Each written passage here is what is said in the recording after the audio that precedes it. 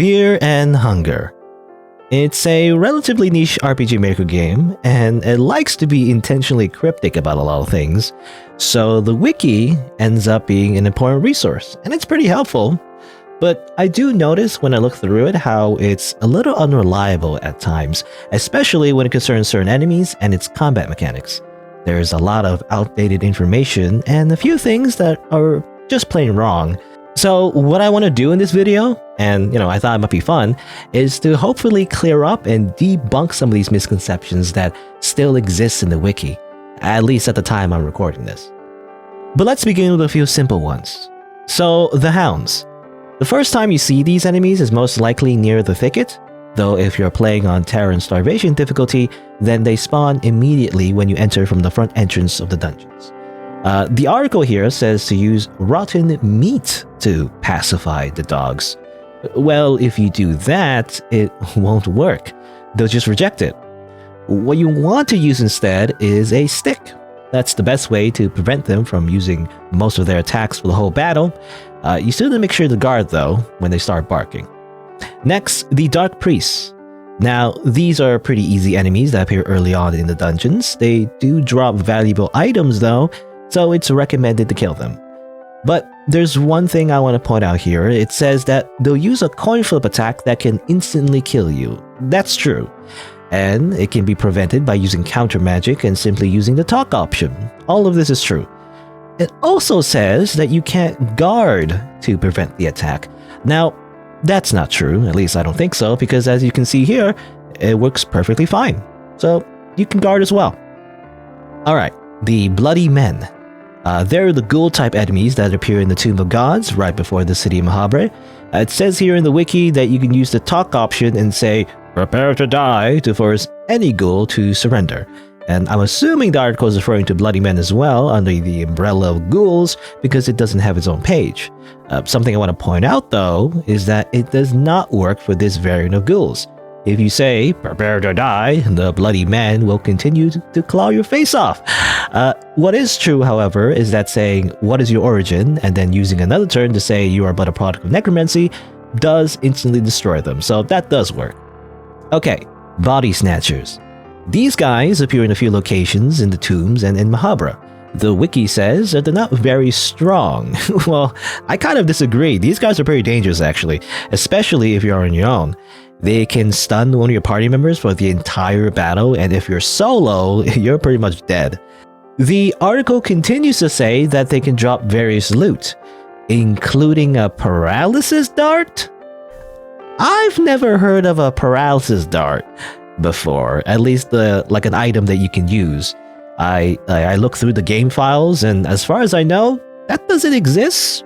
I don't know, the person who wrote this just made that up. I have no idea. I don't think this is true. Night Specter. This dude is walking around in the mines. Normally, to defeat it, you need to kill its physical form. The article here says that it cannot actually be defeated as they have 10,000 HP. Okay, I feel like I'm splitting hairs for this one, but I just want to mention that they can be defeated because they have 10,000 HP. I can prove it too. It takes a bit, but as long as you have at least a purple vial to poison it and a curse weapon, you can kill the ghost version. It's not recommended though, because if you do kill the one walking around, it still kind of like spawns in when you fight the physical version anyway, but hey, I just want to mention that's possible. Okay, now this thing, Harvestmen. I hate these guys. They appear in Mahabre and they basically have a coin flip attack that can instantly kill you. It's implying the wiki here that you can guard against this attack, and you think you'd be able to, like all the other coin flip attacks, but for some reason, it doesn't actually work against this particular Harvestman near the road towards the Grand Library, as you can see here. Now, this is probably more of a bug, but I also want to mention this too because it does make this enemy way more dangerous, because you can't just simply guard against its coin flip attack. Alright, next, the White Angel. This is a unique enemy that appears right after you defeated the Tormented One. The strategy here on the wiki says to only use magic because apparently it has high evasion, and if you use physical attacks, you will be at the mercy of chance? I mean, for one, killing the heart with magic can win you the fight, but it has magic evasion, so there's always a chance that you'll miss. If you don't know exactly what I mean by that, I actually made a previous video about accuracy mechanics, so you can check that out if you like after this one. But, basically what I'm trying to say is that magic is not foolproof. It's a decent strategy, but it's not the only one, and in fact, using physical attacks can work. I don't know why the person said the White Angel has high evasion and is going to dodge everything, because that's just not true. If you look at the game files here, at the torso, the arms, and the legs, they have a pretty low evasion rate, just like all the other enemies. So if you don't have magic, you can just try cutting off the arms instead. Of course, make sure to have some sort of limb protection, and make sure to also guard on the second turn, and I think every third turn afterwards, otherwise you might get a splitting headache. Francois, however you want to say his name, I still don't know, but he's the last boss in Mahabre, and he's infamously a pushover because you can literally talk him to death by picking the right dialogue options over and over again to stun him indefinitely. But that's not actually what I want to focus on. Something that kind of irks me in this article is that it says his head has a near infinite amount of HP and is immune to decapitation. Now, I don't know if anyone's tested this, and I also believed this for quite a while, but it's actually wrong. I mean, the game files has his HP right there, and in fact, you can kill him this way. I mean, here's proof right here. So yeah, you can chop his head off. It does take more effort than most enemies, but it is possible. It's nowhere near infinite at all. Okay, so this page refers to one of the final bosses you can find in this game, so spoiler warning, I guess if you haven't already been spoiled by everything else.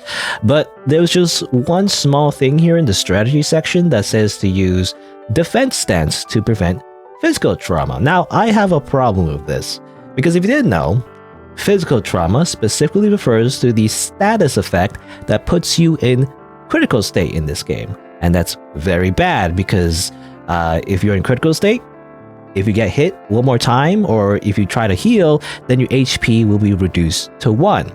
But, I mean, first of all, this boss doesn't cause physical trauma. I don't think any of his attacks do that, so that's just incorrect.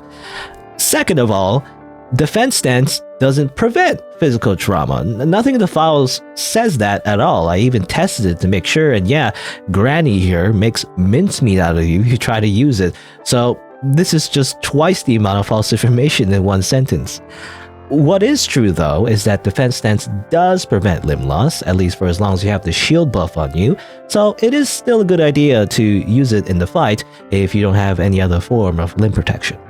Finally, and I think this is the most prevalent myth, so I saved it for last, but if you look at this article for the Crow Mauler, it recommends to use throwing knives to the head, which is a terrible idea. Now, to be fair, before I explain why, this is from the older wiki and has since been updated in the newer one, but this general idea of using throwing items to damage the head still persists in other pages on the newer wiki. For example, the Lizardman strategy tells you to throw multiple stones at its head, and the Night Lurch recommends to use range items on the head as well. Well, this is all kind of false, because throwing knives, throwing darts, and stones or whatever are all categorized as physical attacks. Therefore, they're affected by the enemy's evasion rate, and the head usually has high evasion, unless you cause some kind of event that lowers it, like cutting off the legs, but even that doesn't always work. But basically, what I'm trying to say is that they're treated the same as melee weapons, and will miss more often than not if you just aim straight for the head. So yeah, don't do that. If you're gonna use something like throwing darts, for example, just aim for the torso, or otherwise, don't throw items, just use your weapons to cut off their arms. Alright, so that's all 10 things that the wiki gets wrong. There's probably more, but, this is what I found. And I imagine the main reason why some of the information is incorrect is probably because the game has changed a few times already since its launch. So what might have been true in the older versions probably isn't anymore in the current one, and nobody's bothered to update the information.